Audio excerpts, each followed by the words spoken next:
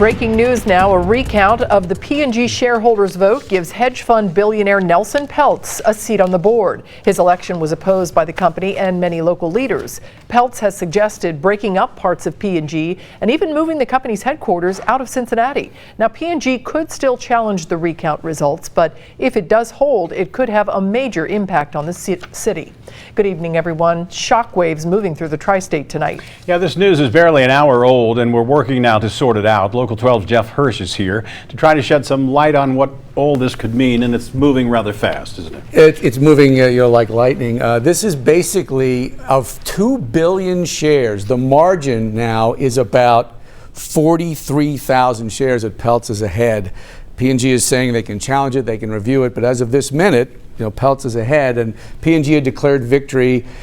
If this holds, obviously it's a major slap towards David Taylor, the P&G management, but it's also important to realize that if Peltz is indeed on the board, he's 1 out of 11.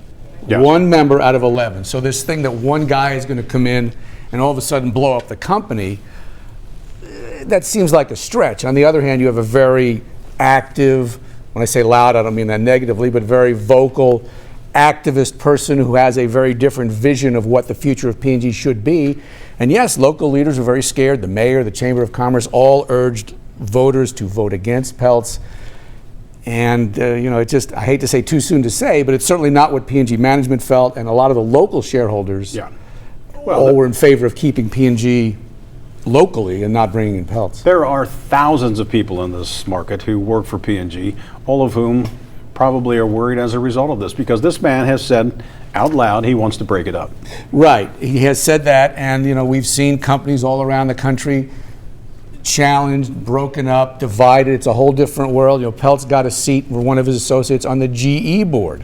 GE is undergoing major turmoil right now. They're going to sell their locomotive division.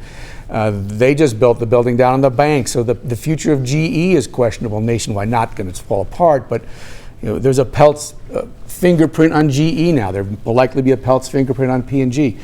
So yes, even though he's only 1 of 11, he's going to be, if he gets this, a very loud, forceful voice. And if it is a repudiation of P&G management, upper management, who knows where that starts to tumble. Yeah, and Peltz owns Trian, which is urging P&G to accept this inspector's tabulation and not do the challenge, but I suspect P&G will challenge. Oh, I would be very surprised if they didn't. In fact, after the shareholders vote, Peltz said, it was so close, you should appoint me. Well, now he's saying it's so close, you should accept me, but he's ahead, so he's kind of got the upper hand right now. Yeah, the 42,000 votes is what the separation is, right? I think it's 42 and change, which is 16 1,000ths of a percent. That's pretty tight. And if it is, as you mentioned, possibly a rebuke of management, him getting a seat, what do you think could happen as a result? I don't want to stand here and just guess, although we have seen at other times when activist investors have gotten involved in companies that there has been a management shakeup. It happened at P&G a number of years ago when Bill Ackman got involved. So it could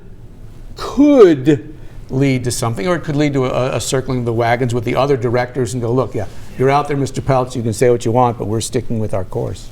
The stock today went up 3 percentage points after hours, which is an interesting move. And if you're Nelson Peltz, that's a lot of money in your pocket. It is, which is ultimately what he's after. I mean, that's his game plan, is to make money. That's what he does. That's what investors do. Right. Exactly. But P&G in less of a position in Cincinnati would not be good for this town. Well, they fund all sorts of philanthropic organizations. They have a lot of volunteers. They've that giant building down there.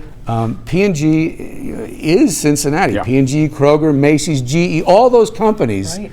You look at the economy, all those companies are in some sort of stress with the new economy and the changes in the economy. And P&G is just one. Yeah. All right. Jeff, thanks for